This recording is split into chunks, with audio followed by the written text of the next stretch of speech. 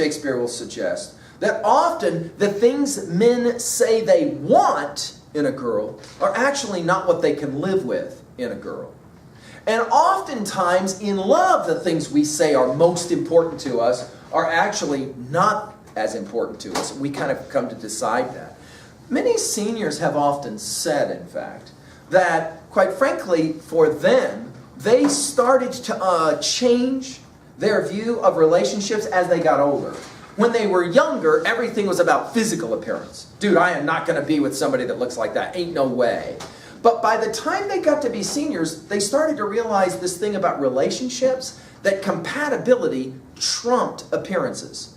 To be compatible was way more important than whether people looked at this person and went, whoa, stunning, stunning.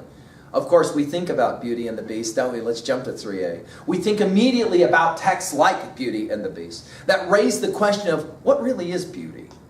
Is beauty going to be something that we understand as a physical appearance? Obviously, we're going to write down here at 3A, Sonnet 116. We were playing this game a few moments ago already, weren't we, right? When we were talking about Sonnet 116. Now we're working with the same concept. What really is beauty? Is beauty having beautiful eyes and beautiful cheeks and beautiful lips?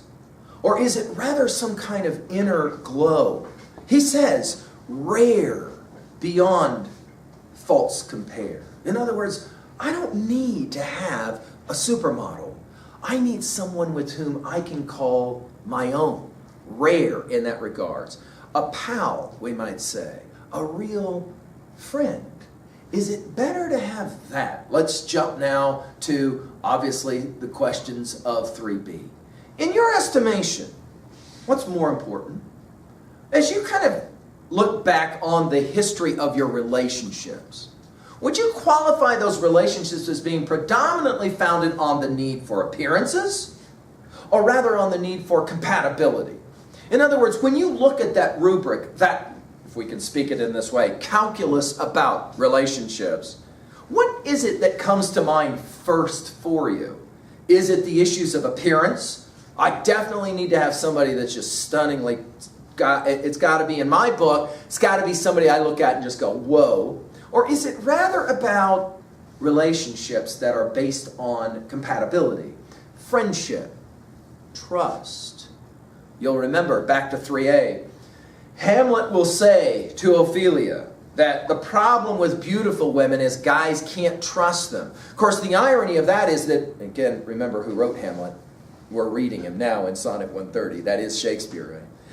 Also, however, Hamlet in that same discussion in Hamlet Act 3, when he says that a beautiful woman can't be trusted because she's beautiful and therefore she can lie and men will believe her because she's so stunningly beautiful, he turns right around and he says, but you know what? Guys don't get away either. Believe none of us, he says. We are errant or lying knaves all. In other words, women are stupid to believe good-looking guys. Of course, this is an interesting question about Sonnet 130. Do you think the girl bought it? This is our final question at 3B. Do you think the mistress bought it? In other words, did she buy it when he, for 12 lines, said, yeah, you're pretty average, but you're my average and therefore you're a superstar in my world? Do you think she bought that? Did she read this poem as, oh, that is the sweetest thing I've ever heard? For example, do you think it works today in the halls of Orland High School that a guy will say to a girl, you know what? You're about a 5 on a scale of 10. But you're my 5, which makes you a 10. Does that actually work?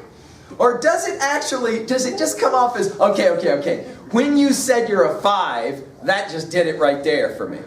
But then this begs a really interesting question we have to ask the young ladies in 303. Would you prefer to hear from a guy, you're a 10? Right, physically, you're a 10. When the truth of the matter is, he really thinks of you as a 5, but because he's so into you in terms of compatibility, he thinks of you as a 10. In other words, do girls want to hear the truth from a guy?